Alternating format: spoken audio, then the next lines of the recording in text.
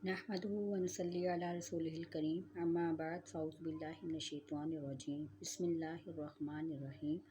आज मैं आपके सामने सूरतुल काफ़िरून का तर्जुमा वजह तस्मिया बयान करने लगी हूँ। उम्मीद करती हूँ आपको पसंद आएगा।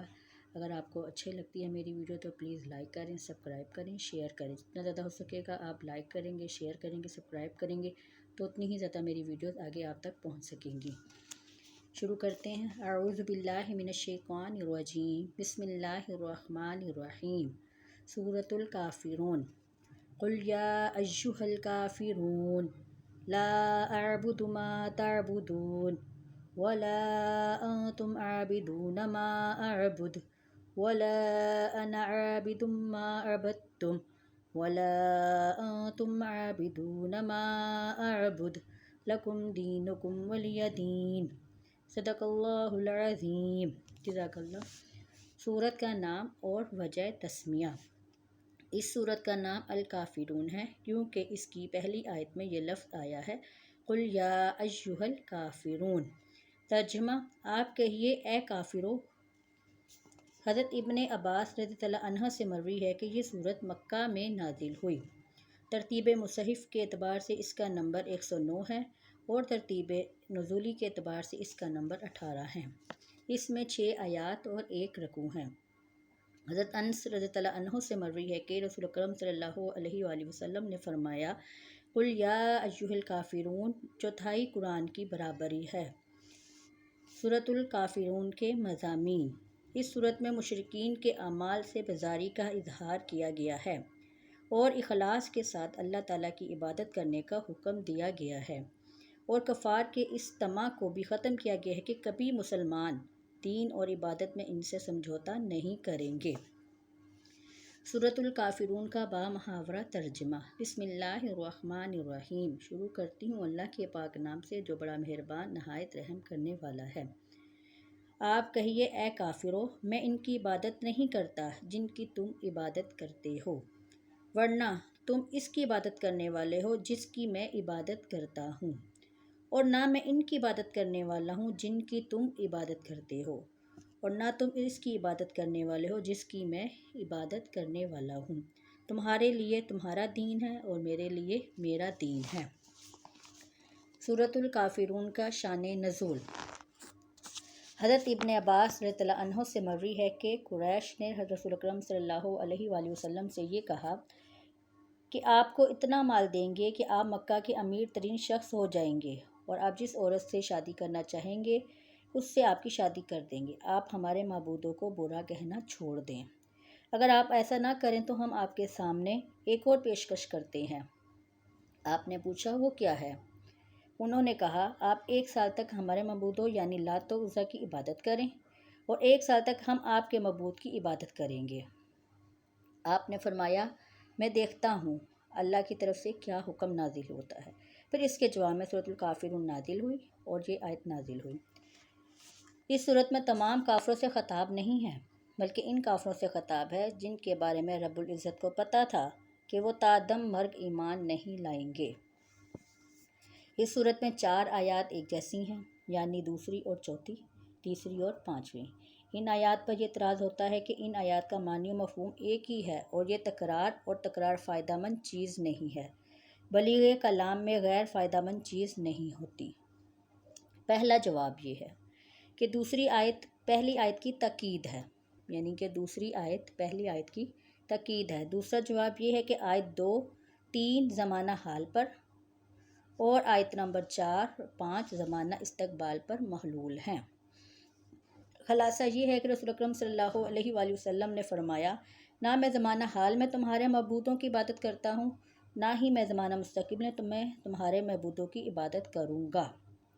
इसी तरह कफ़ार के मुतल्लिक़ फरमाया ना तुम ज़माना हाल में इसकी इबादत करते हो जिसकी इबादत मैं करता हूँ, और ना तुम ज़माना मुस्तक़बिल में इसकी इबादत करोगे जिसकी इबादत करता था, जिसकी मैं इबादत करता हूँ, ना तुम उसकी इबादत करोगे। आखिरी आयत में फरमाया कि तुम्हारे लिए तुम्हारा दीन है और मेरे लिए मेरा दीन है। इस आयत का मायने ये है कि मेरा मौक़िफ़ इखलास के साथ अल्लाह सुब्हाना ताला की इबादत करना है, इसकी तौहीद को मानना, और तुम्हारा मौक़िफ़ अल्लाह ताला की तौहीद का इनकार करना है। اگر یہ سوال ہے کہ اس آیت میں تو مشرکوں کو شرک کرنے کی اجازت دے دی گئی، تو اس کا جواب یہ ہے کہ رسول اکرم صلی اللہ علیہ وآلہ وسلم نے کی بعثت ہی شرک کو ختم کرنے کی تھی۔ رسول اکرم صلی اللہ علیہ وآلہ وسلم کی بعثت ہی شرک کو ختم کرنے کے لیے ہوئی تھی، تو آپ شرک کی کیسے اجازت دے سکتے ہیں؟ آیت میں لفظ دین کا معنی ہوگا حساب، یعنی تم سے تمہارے اعمال کا حساب ہوگا اور میرے سے میرے اعمال کا حساب ہوگا، اور کسی دوسرے کے اعمال کا حساب نہیں ہوگا۔ وآخر دعوانا ان الحمد للہ رب العالمین۔ اگر آپ کو میری ویڈیو اچھی لگی ہے تو لائک کریں، سبسکرائب کریں، شیئر کریں، دعاؤں میں یاد رکھیں۔ امید کرتے ہیں کہ اللہ تعالی ہمیں اپنے نیک بندوں میں شامل کرے اور قرآن پاک پڑھنے، پڑھانے، سیکھنے اور سکھانے پر ہمیں عمل درآمد رکھے۔ یا الہی ہم سب کو 5 وقت کی نماز پڑھنے کی توفیق عطا فرمانا اور علم آگے سے آگے بڑھانے کی توفیق عطا فرمانا۔ جزاک اللہ خیر۔ اللہ حافظ۔ اعوذ باللہ من الشیطان الرجیم، بسم اللہ الرحمن الرحیم۔ ناظرین و حضرات، ہم لوگوں نے فقہ کا تعارف پڑھا تھا، علم فقہ سے متعلق شرع کا حکم پڑھا تھا، علم فقہ کی عظمت ہم نے پڑھی تھی، اور فقہ احکام اور اس کے انواع اقسام بھی ہم نے پڑھ لیے، اور منفی احکام کی اقسام بھی پڑھ لی، اور مثبت احکام کی اقسام بھی ہم لوگوں نے پڑھ لی ہے۔ شرعی احکام ہمارے پاس تھے مثبت میں فرض، واجب، سنت، نفل۔ سنت میں ہمارے پاس موقدہ اور غیر موقدہ تھیں، اور موقدہ کے فرض میں ہمارے پاس فرض العین اور فرض الکفایہ تھا۔ منفی میں ہم نے حرام اور مکروہ پڑھا، اور مکروہ میں ہمارے پاس تحریمی اور تذہیبی تھا۔ یہ بھی ہم لوگوں نے ٹاپک ہمارا مکمل ہو گیا تھا فقہ کا۔